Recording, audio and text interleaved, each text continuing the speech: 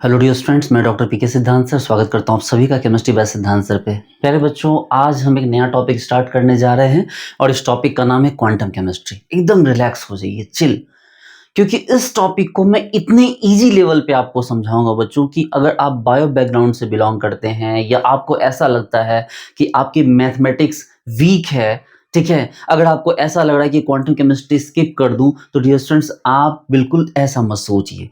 आपको quantum chemistry इतनी अच्छे से समझ में आएगी बच्चों, इसके एक एक क्वेश्चंस, एक एक पार्ट, एक एक पोर्शन, सब कुछ आपको बिल्कुल वेल अंडरस्टूड होंगे। मुझे थोड़ा सा टाइम दीजिए बच्चों। ये इस पूरी क्वांटम केमिस्ट्री को मैं इतने अच्छे से आपको पढ़ाने जा रहा हूं कि इसमें अगर आप किसी भी बैकग्राउंड से बिलोंग करते, इवन आपने आज तक क्वांटम केमिस्ट्री बिल्कुल नहीं पढ़ी है, जीरो, तो भी आपको क्वांटम केमिस्ट्री बहुत अच्छे से समझ में आएगी। हाँ, इवन आपने अगर नहीं पढ़ी आज तक तो और अच्छे से समझ में आएगी, क्योंकि जिस कार्ड में पहले से कोई मेमोरी ना डाली हुई हो, ठीक है, उस पर नई मेमोरी डालना बहुत आसान होता है। ऐसे में कार्ड के करप्ट होने का चांस नहीं होता, ठीक है। इसलिए अगर आप बिल्कुल फ्रेश है तो बिल्कुल कॉन्ग्रेचुलेशंस, आप तो बिल्कुल क्वांटम केमिस्ट्री सीखने जा रहे हैं। डियर स्टूडेंट्स, क्वांटम केमिस्ट्री में जितने भी टर्म्स आएंगे, जितने भी टॉपिक्स आएंगे, उन सबका आपको रेलेवेंस पता होगा। कौन सा टॉपिक कब आ रहा है, कौन सा टर्म कब आ रहा है, हम किसको क्यों यूज कर रहे हैं, ये सारी बातें जब तक आपको समझ नहीं आएगी बच्चों, तब तक ऊपरी तौर पे क्वांटम केमिस्ट्री समझ में नहीं आ सकती। क्वांटम केमिस्ट्री से हर एक एग्जाम में मैसिव मार्क्स के क्वेश्चन पूछे जाते हैं। CSIR, NET, GATE, IIT JEM, DRDO, BARC, TIFR, कोई भी पेपर उठा लीजिए, जियो साइंटिस्ट, कोई भी पेपर उठा लीजिए, क्वांटम केमिस्ट्री के बिना आप उस एग्जाम को क्वालिफाई नहीं कर सकते, क्योंकि क्वांटम केमिस्ट्री से बल्क में क्वेश्चन पूछे जाते हैं, 7-8 तक क्वेश्चन पूछे जाते हैं। और आप सोचो, क्वांटम केमिस्ट्री गई तो स्टैटिस्टिकल थर्मोडायनेमिक्स भी गई, ठीक है, तो साथ में आपको मॉलिक्यूलर स्पेक्ट्रोस्कोपी भी गई। तो क्वांटम अपने साथ साथ आधी फिजिकल केमिस्ट्री को समेट कर चलता है। इसका मतलब अगर क्वांटम केमिस्ट्री को आप कवर अप नहीं कर रहे हो तो इसका मतलब आधी फिजिकल केमिस्ट्री को आप छोड़ दे रहे हो। बाकी क्या करोगे फिर? वो केमिकल काइनेटिक्स, क्या करोगे? थर्मोडायनेमिक्स, वहां भी क्वांटम घुस जा रहा है आज के टाइम में। तो आप क्वांटम केमिस्ट्री से भाग नहीं सकते बच्चों। लेकिन खुशी की बात यह है कि आप आए हैं और मैं आपको इतने बेहतरीन तरीके से क्वांटम केमिस्ट्री पढ़ाऊंगा कि आज के बाद आप क्वांटम केमिस्ट्री दूसरों को पढ़ाना स्टार्ट कर दोगे, ठीक है। क्योंकि मैं क्वांटम केमिस्ट्री आपको इस तरह पढ़ाऊंगा कि रियल लाइफ के जो एग्जांपल्स होते हैं उनको क्वांटम केमिस्ट्री से मैं कनेक्ट करूंगा। तो फिर देखना, आपको लगेगा कि आज तक आपने इस तरह की चीजें कभी सुनी भी नहीं, कभी समझी भी नहीं, ठीक है। तो प्यारे बच्चों, हम लोग अपनी क्वांटम केमिस्ट्री को स्टार्ट कर रहे हैं। बेसिकली बच्चों, क्वांटम एक फिजिक्स का टॉपिक है। क्वांटम मेनली किसका टॉपिक है बच्चों? फिजिक्स का। बाद में इसे केमिस्ट्री लेवल पे भी इंप्लीमेंट किया गया, लेकिन क्वांटम फिजिक्स हो चाहे क्वांटम केमिस्ट्री हो, इसे बेस्ट है कि इसे आप क्वांटम मैकेनिक्स कहिए। एकदम रिलैक्स हो जाइए। हम सबसे पहले बच्चों इसका डेफिनेशन देख लेते हैं, बेसिक डेफिनेशन देखते हैं, क्योंकि डेफिनेशन से ही सारी चीजें क्लियर होने लगेंगी। देखिए, behavioral study of matter at microscopic level is called quantum mechanics। और बच्चों, ये क्वांटम मैकेनिक्स का डेफिनेशन अधूरा है अगर हम क्लासिकल मैकेनिक्स का डेफिनेशन ना लिखें। ये क्वांटम मैकेनिक्स का डेफिनेशन हो गया, और एक काम कीजिए, पहले क्लासिकल मैकेनिक्स का डेफिनेशन लिखिए। क्लासिकल मैकेनिक्स क्या है? देखिए, behavioural study of matter at macroscopic level. बच्चों एकदम रिलैक्स हो जाइए, एकदम शांत हो जाइए। क्वांटम केमिस्ट्री आपको बिल्कुल पानी की तरह सामने से बहेगा आपके। देखिए, ये है क्वांटम मैकेनिक्स और ये है क्लासिकल मैकेनिक्स। जरा क्लासिकल मैकेनिक्स को पढ़िए बच्चों। तो कह रहा है कि क्लासिकल मैकेनिक्स क्या है कि बिहेवियरल स्टडी ऑफ मैटर, ठीक है, at macroscopic level. Macroscopic level का क्या मतलब था? बड़े लेवल पे, बड़ी चीजें, बड़ा सामान, बड़ा बड़ा साइज, जो चीजें आंखों से आराम से दिखती है, जो चीजें बिल्कुल क्लियरली विजिबल होती है, जिन पे हम साइंस के सारे लॉ लगा सकते हैं, mass, gravity, acceleration due to gravity, speed, velocity, ठीक है, मोमेंट ऑफ इनर्शिया, मोमेंटम, ये सब कुछ लगा सकते हैं। वो लेवल क्या है बच्चों? वो हमारा क्लासिकल मैकेनिक्स है। वो मैक्रोस्कोपिक लेवल है। लेकिन क्वांटम मैकेनिक्स क्या कहता है बच्चों, कि जब हम किसी मैटर के बिहेव की स्टडी करते हैं at microscopic level. Microscopic level का क्या मतलब हुआ? माइक्रोस्कोपिक लेवल का मतलब यह हुआ कि उस लेवल पे ज्यादातर लॉ उस पे लगेंगे ही नहीं। Gravity, acceleration due to mass, उसके ऊपर जो नॉर्मल स्पीड, वेलोसिटी, ठीक है, इन चीजों का उसके ऊपर कोई इंपैक्ट ही नहीं होगा। वो चीजें बदल चुकी हैं, वो चीजें बदल चुकी हैं, यानी कि माइक्रोस्कोपिक लेवल पे। आप बात को समझिए बच्चों, ये एक थाली है, ये एक चम्मच है, ये एक गाड़ी है, ठीक है, ये मान लीजिए एक डंडा है, ये मान लो कि एक पेन है। ओके, ये बच्चों जो दिख रहे हैं ये क्या हो गया? इनको कहा गया मैक्रोस्कोपिक लेवल। मैक्रोस्कोपिक लेवल पे ये हर फिजिक्स के लॉ को फॉलो करेगी। लेकिन जब इसी को मैं माइक्रोस्कोपिक लेवल पे देखूं बच्चों, तो चीजें बदल जाएगी। यानी कि मैं अगर इसको सोच के देखो, अगर मैं चाहूं कि चम्मच जो है वो हवा में उड़े, मैं सोचूं कि गाड़ी जो है वो एक पाइप से होके पास कर जाए, मैं सोचूं कि जो थाली है ना, थाली वो मतलब मैं हवा में उसको टिका के रख दूं, आप बोलोगे सर आपका ना दिमाग खराब हो गया है, ठीक है, ज्यादा केमिस्ट्री पढ़ा ली इसलिए आप ना मतलब सठिया गए हो। नहीं, यही तो मैं बताना चाह रहा हूं कि ये जो चीजें आप देख रहे हो बच्चों, ये मैक्रोस्कोपिक लेवल, बड़े स्केल पे। लेकिन क्या हो कि इन्हीं चीजों को हम छोटे स्केल पे देखें तो इनकी प्रॉपर्टी बदल जाएगी। एकदम रिलैक्स हो जाओ, जरा गौर से देखो, ये है कोयला। ये क्या है बच्चों? ये मान लो कोयला है। इस कोयले को आप इतना बड़ा साइज का देखते हो, किसी को फेंक के मार दो उसका सर फट जाएगा, due to gravity, due to mass, due to acceleration, due to gravity. ये सारी चीजें वजह है उसके सर पे पटक के सर फोड़ देने का की वजह। लेकिन जब इसी को आप क्वांटम लेवल पे आ जाओ, इसको जब आप माइक्रोस्कोपिक लेवल पे लेके आ जाओ बच्चों, तो ये कहलाएगा ग्राफीन। या इसी में एक और पोर्शन होता है जिसको बोलेंगे हम क्वांटम डॉट। आप जब रिसर्च करोगे तो आपको ये सब वर्ड सुनने के लिए मिलेंगे। यानी कि जो कोयला था, जब उसको हमने माइक्रोस्कोपिक लेवल पे देखा तो तेरी की सारी चीजें बदल गई। जो कोयला काला था, जो कोयला नॉन कंडक्टिंग था, वो ग्राफीन ऑक्साइड बनने के बाद भले काला है लेकिन वो कंडक्टिंग हो गया। वो रिएक्टिव नेचर का उसके रिएक्शन की प्रॉपर्टी बदल गई। जो क्वांटम डॉट का नाम देख रहे हो, वो क्वांटम डॉट से सारी टीवीज बनाई जा रही है। मतलब सोचो कोयले से टीवी बनाई जा रही है। टीवी के सारे स्क्रीन जितने जितने महंगे एलईडी, क्यूएलईडी, ये सारे क्वांटम डॉट से बनने वाले टीवीज हैं। ये देखो, ये है सैंड, रेत। रेत समझते हो ना, ट्रक में भर के, ट्रैक्टर में भर के जब अपना घर बनाना होता तो आप सैंड गिराते हो दरवाजे पे, ये सैंड है। कैसा कलर दिखता है? ब्राउन। और कंडक्टिंग है? नहीं सर, कंडक्टिंग नहीं है। लेकिन जब इसी को क्वांटम लेवल पे चेक किया गया, माइक्रोस्कोपिक लेवल पे चेक किया गया, तो इसी से सिलिका जन्म हुआ। और वही आपके मोबाइल्स में लगता है प्योरली ट्रांसपेरेंट। क्वांटम लेवल पे ये ट्रांसपेरेंट हो गया, आपके मोबाइल में कंडक्टर के तौर पे यूज हो रहा है। ठीक है, कंडक्टर, सेमी कंडक्टर, भाई बालू तो बिल्कुल भी नॉन कंडक्टर है, लेकिन वो सेमी कंडक्टर कंडक्टर की तरह आपके इसमें यूज हो रहा है। सोचो, सेमी कंडक्टर का मतलब क्या होता है? नॉर्मली कंडक्ट नहीं करेगा, टेम्परेचर बढ़ा तो कंडक्ट करने लगेगा। चलो, ये रेत थी, इसकी प्रॉपर्टी बदल गई क्वांटम लेवल पे। बच्चों ये रहा एल्यूमिनियम फॉइल। एल्यूमिनियम फॉइल देखिए, आप देखा होगा। एल्यूमिनियम किस नेचर का होता है सर? ये ना कंडक्टिंग तो होता है सर, लेकिन ये बहुत हीट रेसिस्टेंट होता है। मैंने बोला अच्छा, इसको क्वांटम लेवल पे लेके आ जाओ, ये फ्लेमेबल हो जाएगा, ये आसानी से जल जाएगा। बोले सर एल्यूमिनियम कैसे जल सकता है? तुमने हाँ, क्वांटम लेवल पे लाके तो देखो, वो जल जाएगा, वो फ्लेमेबल नेचर का हो जाएगा। तो बच्चों यही बात आपको यहां समझनी है कि जो चीजें मैक्रोस्कोपिक लेवल पे अलग दिखती है, वो माइक्रोस्कोपिक लेवल पे आती है चीजें बदल जाती है। रिलैक्स, आज आपको कुछ लिखना नहीं है, सिर्फ समझना है। आपको पता है एक साइंटिस्ट थे, उनका नाम था बोल्ट्जमैन। आपने बहुत नाम सुना होगा थर्मोडायनेमिक्स वगैरह में। वो पूरी जिंदगी कहते रहे कि प्लीज मैटर को उसके मैक्रोस्कोपिक लेवल के अलावा माइक्रोस्कोपिक लेवल पे देखने की कोशिश कीजिए, चीजें बहुत अलग दिखेंगी। सबने बोला पागल इंसान, जो चीजें बड़ी है तो वो अलग दिखती है, तो क्या छोटी कर देने पे कुछ और दिखेगी क्या? तो सबने उनको पागल समझा और उन्होंने लिटरली अपनी जान दे दी। लेकिन किसी ने उनका बिलीव नहीं किया।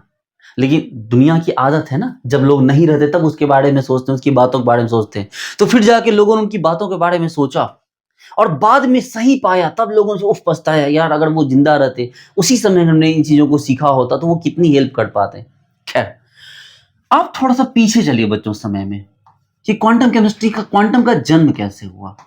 बड़ा इंटरेस्टिंग है क्वांटम फिजिक्स का या क्वांटम केमिस्ट्री का या क्वांटम मैकेनिक्स का जन्म होना। यहीं से आपको क्वांटम की समझ में आने शुरू हो जाएगी।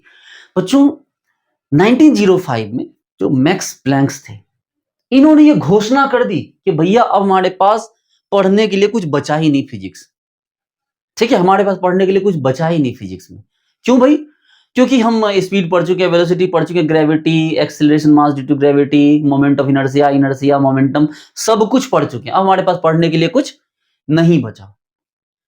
लोगों ने भी समर्थन किया, बोला हाँ ठीक है, हो सकता है कि पढ़ने के लिए कुछ नहीं बचा होगा। लोगों ने भी देखा भाई फिजिकल वर्ल्ड में अब ऐसी कोई फेनोमेना नहीं थी जिसको कि साइंस एक्सप्लेन ना कर सके, फिजिक्स एक्सप्लेन ना कर सके। क्योंकि फिजिक्स तो हर चीज का एक मतलब, केमिस्ट्री तो बात की चीज है, पहले तो फिजिक्स लॉज है, पूरे लॉज पे टिकी हुई है पूरी दुनिया। तो भाई 1905 में मैक्स प्लांक्स ने ये चीज घोषणा कर दी कि भैया हमारे पास पढ़ने के लिए कुछ नहीं बचा। लेकिन कुछ सवाल थे जो खुद ही अपने आप से पूछ रहे थे कि क्या इनका ऐसा कहना सही है। क्योंकि इस टाइम तक जो ब्लैक बॉडी रेडिएशन थी, इसको लेके ये खुद ही फंसे हुए थे। ब्लैक बॉडी रेडिएशन का ये ना लॉजिक नहीं ढूंढ पा रहे थे। इसके अलावा स्पेक्ट्रोस्कोपी को लेके भी कोई क्लियरेंस नहीं मिल पा रही थी इनको। लेकिन इन्होंने खुद को समझाया और साइंटिस्ट सोसाइटी को भी समझाया कि देखो साइंस तो चलती रहती है, तो इन चीजों पे भी जो डिस्कवरी है वो तो होती रहेगी, लेकिन मैसिवली साइंस हमारा खत्म हो चुका है, मैसिवली हमारा सब्जेक्ट खत्म हो चुका है। लेकिन ये चीजें चल ही रही थी, लोग इस चीज को मान ही रहे थे। तभी 1924 में डी ब्रॉगले ने धमाका कर दिया। डी ब्रॉगले ने उन्होंने क्या किया कि lambda equal to H by M V का फॉर्मूला दे दिया। और उन्होंने कहा कि भैया यहाँ पर ये जो है ना, उन्होंने wave function, wave of electron यानी वेव फंक्शन ऑफ इलेक्ट्रॉन की बात कर दी। उन्होंने वेवलेंथ की बात कर दी। वेवलेंथ किसके लिए? वेवलेंथ वेव के लिए। और वेव कौन सा? किसका? इलेक्ट्रॉन का। क्योंकि आइंस्टीन जो दे चुके थे E equal to M C square, उसके उलट ये यहाँ पर lambda equal to H by M V था। तो अगर सोच के देखो कि E equal to M C square था बच्चों, और इन्होंने क्या किया कि lambda equal to H by M V दिया, तो सोचो कि इन्होंने क्या किया कि V को अगर देखो, V को C मान लो, तो यहां एक नई चीज का जन्म हुआ। क्योंकि अभी तक कहा जा रहा था कि ये इसको इन्होंने किसके लिए एनर्जी दी? Equal to MC square. इन्होंने मैटर के लिए एनर्जी दी थी, मास के लिए। लेकिन इन्होंने क्या किया कि यहां पर वेवलेंथ को कंसीडर करते हुए वेलोसिटी निकाल दी। मतलब जिस वेलोसिटी को ये मास के टर्म में निकाल रहे थे, उस वेलोसिटी को इन्होंने क्या किया? वेव के टर्म में निकाल दी। और यहां से जन्म हुआ वेव फंक्शन का। तो ये इन्होंने धमाका कर दिया कि भैया वेव की बात आ गई। अभी तक तो मैक्स प्लैंक्स ने सोचा ही नहीं था इस बारे में कि भाई वेव का कोई फंक्शन भी हो सकता है। और वेव नेचर ऑफ इलेक्ट्रॉन का तूफान अभी थमा भी नहीं था कि 1926 में श्रोडिंगर बाबा ने वेव इक्वेशन भी लाकर दे दिया। बोला तेरे की, अभी तक तो हमें लगा था कि वेव नेचर ऑफ इलेक्ट्रॉन की बात हो रही, इन्होंने तो वेव इक्वेशन भी लाकर दे दिया। क्या वेव इक्वेशन था? शायद आपको समझ ना आए, बट अभी आप थोड़ा ध्यान दीजिए। Del square psi by del X square plus del square psi by del Y square plus del square psi by del Z square plus 8 pi square M by H square H square E minus V psi is equal to 0। Relax रहिए, परेशान मत होइए, ठीक है, डरना नहीं है। ये बस ये क्या था? ये एक वेव फंक्शन था, ठीक है, ये एच कट नहीं है, एच ओनली। तो इन्होंने क्या किया कि श्रोडिंगर ने एक वेव इक्वेशन भी ला दिया। और तब तक इनको समझ में आ गया था सबको कि नहीं भैया, ये जो क्वांटम है, ये इतना छोटा मोटा नहीं, ये बहुत लंबा चलने वाला है, कि प्रॉपर वेव का इक्वेशन ला के दे दिया। लेकिन फिर भी एक स्टेबिलिटी आ चुकी थी, फिर भी एक स्टेबिलिटी आ गई। लोग खुश थे कि चलो भैया, हमने क्या किया कि हमने यहाँ पर मैक्स प्लैंक्स ने जो सोचा था, उसके बाद डी ब्रॉगले ने अपना वेवलेंथ दिया, श्रोडिंगर ने वेव इक्वेशन ला के दिया। वेव इक्वेशन लाने के बाद एक तरह का ठहराव आ गया था इसमें। लेकिन उसके फिर से उसके बाद क्या हुआ कि नया बम फूटा। और उसके बाद जो बम फूटा बच्चों, वो फोड़ा हाइजेनबर्ग अनसर्टेनिटी प्रिंसिपल। एकदम रिलैक्स हो जाइए बच्चों, ये चीजें, इस चीज को आप तो 11-12 से ही पढ़ते आ रहे हो। हाइजेनबर्ग अनसर्टेनिटी प्रिंसिपल यानी कि delta X into delta P greater than equal to H by 4 pi, यही था। अब बोला गया अक्सर कि ये फॉर्मूला आते ही बच्चों धमाका मच गया, और जितनी इन्होंने थ्योरी स्टैब्लिश की थी, सारी थ्योरी मतलब टूट फूट के बर्बाद हो गई। क्योंकि जो बच्चों, एकदम रिलैक्स हो जाइए, श्रोडिंगर वेव इक्वेशन वगैरह के आने से एक स्टेबिलिटी ये थी कि हाँ चलो भाई क्वांटम जो फिजिक्स है, उस समय तो क्वांटम फिजिक्स ही था, या चलो क्वांटम मैकेनिक्स बोलेंगे, कि एक लोगों के दिमाग में था कि हाँ भाई चलो जो क्वांटम मैकेनिक्स है, वो क्वांटम मैकेनिक्स में किसी की पोजीशन को हम फाइंड कर सकते हैं, किसी के एग्जैक्टली जो है उसकी इंफॉर्मेशन पता लगा सकते हैं। लेकिन उसी पे क्या किया, हेजनबर्ग ने हथौड़ा चला दिया। इन्होंने बोला कि किसी की पोजीशन और उसके मोमेंटम को सेम टाइम पर नहीं निकाल सकते, और यहां से चीजें बिल्कुल डिस्ट्रक्ट हो गई। उसके बाद फिर मैक्स बॉर्न की एंट्री हुई, फिर जो है री इंटरप्रिटेशन ऑफ वेव फंक्शन हुआ, फिर आइंस्टीन की एंट्री हुई। उन्होंने काफ़ी डिस्टर्ब किया, चूंकि वो जानते थे कि चीज़ें बहुत बिगड़ने वाली है। फिर उन्होंने उस पर स्टेटमेंट दिए। फिर ओपेनहाइमर का प्रोजेक्ट हुआ, फिर अमेरिका ने जापान पे और हिरोशिमा नागासाकी पे बम गिरा। तो बच्चों ये पूरी केमिस्ट्री, ये पूरा मैकेनिक्स एक साथ जुड़ा हुआ है। आप बिल्कुल रिलैक्स हो जाइए, ठीक है, एकदम बिल्कुल परेशान मत होइए। मेरा एप्लीकेशन है chemistry by Siddhant application, very advance batch for CSI JRF NET and GATE 2026 विद 10 days 100% refund policy. Dear students, हम जो एप्लीकेशन चला रहे हैं केमिस्ट्री बाय सिद्धांत, ये एंड्रॉइड प्ले स्टोर के ऊपर एप्लीकेशन है। कंप्लीट कोर्स बिल्कुल हाईटेक, एडवांस और बिल्कुल फ्यूचरिस्टिक लेवल पे इसके लेक्चर्स बनाए गए हैं, और वो कोर्स हम आपको बहुत ही कम प्राइस में आपको प्रोवाइड कर रहे हैं। और साथ में सबसे बड़ी बात है कि हम एक अंडरटेकिंग दे रहे हैं आपको कि 100% फी रिफंड कर देंगे 10 days के अंदर, अगर आपको कोर्स पसंद नहीं आया तो। आप इस बात से समझ सकते हैं कि हमारा अपने कोर्स पे कितना कॉन्फिडेंस है, ठीक है। साथ में आपको कंप्लीट फ्री टेस्ट सीरीज देंगे, वो भी देंगे, कंप्लीट फ्री स्टडी मटेरियल देंगे, वो सबको देंगे, और everything on bond paper, everything on undertaking. देखिए, इन चीजों में कुछ दिमाग मत लगाइए, ये बस इंफॉर्मेशन थी जो आपको थोड़ी थोड़ी चीजें पता होनी चाहिए। देखिए, हम बात करते हैं बच्चों क्वांटम की, जब तो क्वांटम की बात मैंने बहुत सिंपली क्या कही कि मैक्रोस्कोपिक से माइक्रोस्कोपिक पे जाइए। मैक्रोस्कोपिक लेवल से कहां जाइए बच्चों, माइक्रोस्कोपिक लेवल पे जाइए। देखिए, मैक्रोस्कोपिक लेवल की जो स्टडी होती है बच्चों, मैक्रोस्कोपिक लेवल की जो स्टडी होगी बच्चों, उसको क्या बोलेंगे, उसको बोलेंगे क्लासिकल मैकेनिक्स। क्लासिकल मैकेनिक्स जो आपकी रेस्ट जो फिजिकल केमिस्ट्री जिसके बारे में बताती है। लेकिन माइक्रोस्कोपिक लेवल पे बच्चों जब बात होगी तो इसको क्या बोलेंगे हम, इसको बोलेंगे क्या, क्वांटम मैकेनिक्स। क्या बोलेंगे बच्चों, इसको बोलेंगे हम क्वांटम मैकेनिक्स। ओके, एकदम रिलैक्स हो जाइए, ठीक है, बिल्कुल शांत हो जाइए। तो बच्चों बेसिकली बात ये समझ में आ गई कि हाँ भैया माइक्रोस्कोपिक लेवल पे जो स्टडी होनी, इसको क्या कहा गया, सो क्या कहा गया, क्वांटम मैकेनिक्स। अच्छा, क्वांटम मैकेनिक्स के कुछ पार्ट्स होते हैं बच्चों, मेन पार्ट। क्वांटम मैकेनिक्स कुछ मेन पार्ट मैं आपको बता रहा हूं, मेन पार्ट। बच्चों क्वांटम मैकेनिक्स में सबसे पहले होता है बच्चों एक आपका ऑपरेटर, एक होता है आपका वेव फंक्शन, एक होता है आपका ऑब्जर्वर। एकदम शांत हो जाइए बच्चों, बाबू बिल्कुल टेंशन मत लो, एकदम इजी हो जाओ। अब देखो, पहले तो इस चीज को समझ लो कि ऑपरेटर क्या है, ऑब्जर्वेबल क्या है, और वेव फंक्शन क्या है। इसको समझते ही आपकी यूनिट 1 की आधी क्वांटम केमिस्ट्री साफ हो जाएगी। बस इन 3 चीज को समझ लो, आपकी आधी क्वांटम केमिस्ट्री अभी यही सर पटक के आपके पैर के नीचे आ जाएगी। एकदम रिलैक्स हो जाओ। देखो बच्चों, ऑब्जर्वेबल क्या है, ऑपरेटर क्या है, और वेव फंक्शन क्या है, इसको थोड़ा समझने की कोशिश करना। सपोज करो, मान लो कि मेरी एक बहन है, ठीक है, मान लो मेरी एक बहन है, उस बहन की मुझे शादी करवानी है, हाँ अरेंज मैरिज करवानी है, मान लो अपनी बहन की मुझे शादी करवानी है। तो मैंने क्या बोला कि भैया देखो, मैंने एक जासूस को बुलाया, मैंने एक लड़के को एक आदमी को बुलाया, जासूस बोलो, मेरा आदमी बोलो, मैंने उस आदमी को बुलाया। मैंने बोला कि देखो भैया, मुझे ना फलाना फलाना लड़का है, मुझे उसके बारे में थोड़ी इंफॉर्मेशन गैदर करके दो। मैंने उसको बोला कि देखो, मुझे उसके बारे में थोड़ी इंफॉर्मेशन जमा करके दो कि वो कैसा है, ठीक है, उसको वो मतलब उसकी कुछ प्रॉपर्टी जाननी है मुझे। क्या क्या प्रॉपर्टी, उसने पूछा सर बताओ क्या क्या प्रॉपर्टी जाननी है। मैंने बोला देखो, मुझे उसकी क्या क्या प्रॉपर्टी जाननी है। मुझे सबसे पहले जानना है कि वो काइंड है या नहीं, वो काइंड नेचर का है या नहीं। दूसरा, मुझे ये जानना है कि वो इंटेलिजेंट है या नहीं। तीसरा, मुझे ये जानना है कि वो फाइनेंशियली स्टेबल है या नहीं, ठीक है। चौथा, मुझे ये जानना है कि वो मतलब जो है एरोगेंट तो नहीं है, हम्बल है कि नहीं, ठीक है, वो हम्बल है कि नहीं। उसके बाद मुझे और क्या जानना है, चलो सर यही 4-5 चीजें मुझे पहले पता लगा के बता दो। मैंने उसको बोला कि देखो ये 4 चीजें हैं, ये मुझे पता लगा के बता दो, ठीक है। यानी कि किसी मैटर की प्रॉपर्टी क्वांटम लेवल पे, माइक्रोस्कोपिक लेवल पे मुझे प्रॉपर्टीज पता करनी। वो प्रॉपर्टीज क्या कहलाती है बच्चों? वो कहलाती ऑब्जर्वेबल।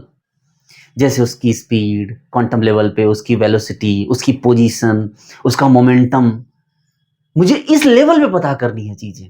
तो उसके लिए क्या बोला? उसी को कहा गया बच्चों ऑब्जर्वेबल। चलो ठीक है। फिर उस पर्सन ने मुझे कहा कि ठीक है सर, आप बताओ कि वो ठीक है, ये पता लगाना है, कैसे पता लगाओगे? कैसे पता लगाओगे? मैंने बोला देखो, उसको पता लगाने के लिए क्या करो कि आप एक सिस्टम तैयार करो। ठीक है, आप एक सिस्टम तैयार करो और उस पे क्या करो, उस पे कुछ टेक्निक लगाओ। जैसे क्या टेक्निक, क्या सिस्टम? मैंने बोला देखो, आपको जैसे पता करना है कि वो काइंड है कि नहीं, तो आप एक काम करो, आप उसके सामने जो है ना फटे हुए कपड़े और बिल्कुल हाथ में पट्टी बांध के जाओ और उसको बोलना है कि मुझे बहुत चोट लगी है, प्लीज मैंने 2 दिन से खाना नहीं खाया, आप मुझे प्लीज कुछ खाना खिला दो। मैंने बोला वेरी गुड, इस तरह से काइंडनेस का लेवल पता चल जाएगा। मैंने बोला एक बार तो उसकी इंटेलिजेंस का लेवल कैसे पता चलेगा? मैंने बोला तो आप बोलोगे कि सर एक लड़का को एक इंग्लिश का लेटर लिखवा के भेज दो और उसको जाकर बोलना प्लीज भैया पढ़ दो, ये इसमें क्या लिखा हुआ है, इसकी थोड़े समझा दो, या किसी बच्चे को भेजना कि फलाना भैया फलाना टॉपिक है, ये समझा दो मुझे। इससे उसके इंटेलिजेंस का लेवल पता चल जाएगा, उसकी वो स्टेबल है कि नहीं। उससे तुम 500 रुपये मांग के देखना, उसको बहुत बताना कि प्लीज मैं बहुत गरीब हूँ, बहुत ऐसी ये हो गया वो हो गया, 500 रुपये भैया प्लीज दे दो, मैं आपको भेज दूंगा। उससे देखना कि वो कितना फाइनेंशियली स्टेबल है, या वो कितना खर्च कर पाता है, वो कितना हम्बल है, ये भी पता लगाने के लिए एक तरीका है। मतलब ठीक है, आप उसके सामने थोड़ा जाके एरोगेंट बिहेव कर देना, देखना कि वो आपसे हम्बल बिहेव करता है, तुरंत आप पे गुस्सा कर लेता है। तो ये कई सारी चीजें हैं, इसको पता लगाना है। इसको पता लगाने के लिए जिस टूल का यूज करते हैं बच्चों, ये जो टूल, ये जो टेक्निक है, इसी को कहा गया ऑपरेटर। इसी टेक्निक को क्या कहा गया बच्चों? इसी टेक्निक को कहा गया ऑपरेटर। और वेव फंक्शन क्या हो गया? वेव फंक्शन क्या है? तो वेव फंक्शन है वो इंसान, वो लड़का, वो जो लड़का है जिससे मुझे अपनी बहन की शादी करनी है, वो लड़का है वेव फंक्शन। अब ये मतलब ठीक है, ये देखो, ये मान लो कोई लड़का है, तो ये इसका वेव, ये एक वेव फंक्शन हो गया। अब आप समझो बात को कि मेरे पास कुछ टूल्स हैं। अब आज वापस केमिस्ट्री वाले मॉडल में आ जाओ, हटाओ इस चीज को, वापस से केमिस्ट्री वाले मॉडल पे आ जाते हैं। ठीक है, वापस से अपने हम क्वांटम वाले मॉडल पे आ जाते हैं। मेरे पास बच्चों एक ऑपरेटर है, मेरे पास एक ऑपरेटर है प्लस। अकेला प्लस क्या करेगा? अकेला प्लस क्या करेगा? जब तक कि उस प्लस में अगर मैं कुछ लिखूं ना, मान लो 2+3 लगाऊंगा, उस प्लस को दो फंक्शन के बीच रखूंगा, तो हमारे पास एक ऑब्जर्वेबल आ जाएगा। मेरे पास माइनस है, लेकिन भैया कुछ तो पहले लगाओ, अकेले तो माइनस का कोई वैल्यू नहीं है, कुछ तो लगाओगे। मेरे पास मल्टीप्लाई है, भैया अकेला मल्टीप्लाई क्या करेगा? आप वेव फंक्शन तो यूज करो, मान लो 3 × 5 किया, कुछ हमारे पास आ गया। हमारे पास मान लो डिफरेंशिएशन है, हमारे पास मतलब हमारे पास मान लो क्या है, हमारे पास डिफरेंशिएशन d/dx है, हमारे पास मान लो कि इंटीग्रेशन है, हमारे पास मान लो कि स्क्वायर है। देखो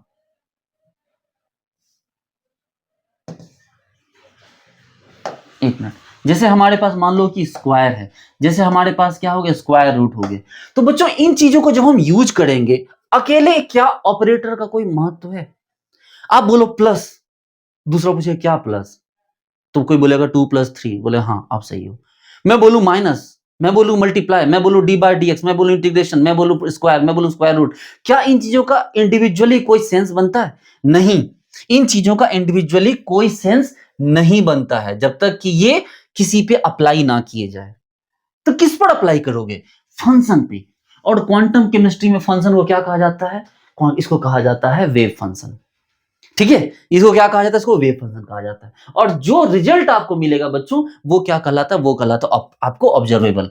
तो ऑपरेटर कुछ टर्म्स होते हैं जिनको हम लगाते हैं वेव फंक्शन के ऊपर, और हमें मिलता क्या है? तो हमें मिलता है ऑब्जर्वेबल। लेकिन प्रॉब्लम ये है बच्चों कि ये ऑब्जर्वेबल ऐसे काम नहीं करते हैं, ये ऑब्जर्वेबल आप ऐसे फाइंड नहीं कर सकते हो। सपोज करो, सपोज करो, रिलैक्स हो जाओ, इस चीज को समझिए, थोड़ा और आगे बढ़ो। मान लो कि मैंने जब उस इंसान को मतलब मैंने अपने आदमी को जब उस लड़के को चेक करने के लिए भेजा कि वो कैसा इंसान है, उस टाइम में वो लड़का सोया हुआ था। सपोज करो कि उस टाइम में वो लड़का सोया हुआ था, तो बोला कि भैया वो इंसान सोया हुआ है, वो इंसान सोया हुआ है, उसका क्या किया जाए? तो मैंने बोला देखो, सोया हुआ है तो भी कुछ नहीं कर सकते। यानी कि अगर वो सोया हुआ है तो आप उसमें कुछ नहीं कर सकते, आप सबसे पहले वेट कीजिए क्या, उसके जगने का। यानी कि behavioural study of matter microscopic level, ठीक है, इज कॉल्ड क्वांटम मैकेनिक्स। लेकिन आपको साथ में ये भी चीज मेंशन करनी होगी कि वो मैटर किस में हो, तो वो मैटर आपके मोशन में हो। वो मैटर किस में हो बच्चों? वो मैटर आपके मोशन में हो। अब बात समझो, जैसे कि मैं, वो आदमी सोया हुआ था, उसके मैंने पूछा कि क्या ये गुस्सा करता है? वो आदमी सोया हुआ है। मैंने पूछा दयावाल नहीं? बोला सोया हुआ है। मैंने बोला कि क्या क्या आता है इसे, स्पोर्ट्स स्पिरिट कैसा? बोला सोया हुआ है। भैया उसको जगने तो दो, पहले पहले मोशन तो करने दो उसे। जब वो मोशन करेगा, उठेगा, कोई काम करेगा, कहीं जाएगा, तभी तो हम उसकी बिहेव की स्टडी करेंगे। तो बच्चों इसी तरह से जो हमारा मैटर है क्वांटम लेवल पे, उसकी स्टडी हम तब कर सकते हैं जबकि वो मूवमेंट में आए। वो पहले मूव तो करने दो, लेकिन उसकी मूवमेंट फिजिकल वर्ल्ड से अलग होती है। यहां उसके कई तरह के मोशन हो सकते हैं बच्चों। वो जो मैटर है क्वांटम लेवल पर, उसमें कई तरह के मोशन हो सकते हैं। जरा गौर से देखो, हो सकता है कि उसमें आपको ट्रांसलेशनल मोशन हो सकता है कैसा मोशन हो बच्चों? उसमें ट्रांसलेशनल मोशन हो सकता है उसमें वाइब्रेशनल मोशन हो सकता है उसमें रोटेशनल मोशन या हो सकता है उसमें एक और मोशन कौन हो सकता है बच्चों? Electronic motion. Electronic motion. देखो, ये जो मैटर है बच्चों, क्वांटम लेवल पे इसमें कई तरह के मोशन हो सकते हैं। सबसे पहले मान लो बात कर रहे हैं किसकी? ट्रांसलेशनल मोशन की। ट्रांसलेशनल मोशन क्या है? मान लो यहां से यहां गया, यहां से यहां आ गया, यहां से इधर चला गया, यहां से इधर चला गया, यहां से इधर, कभी इधर, कभी इधर, कभी इधर, कभी इधर। वो ट्रांसलेट कर रहा है बच्चों, एक पोजीशन से दूसरी पोजीशन पे क्या कर रहा है? वो ट्रांसलेट कर रहा है। इसके लिए हमने बोला कि देखो हमें इसके लिए एक मॉडल यूज करना है। ये देखो, ये वाइब्रेशनल मोशन ऐसे ऐसे ऐसे ऐसे कर रहा है, हम इसके लिए एक अलग मॉडल यूज करेंगे। ये देखो रोटेशनल मोशन है, ये रोटेशनल मोशन में ऐसे ऐसे कर रहा है, इसके लिए एक अलग मॉडल यूज करेंगे।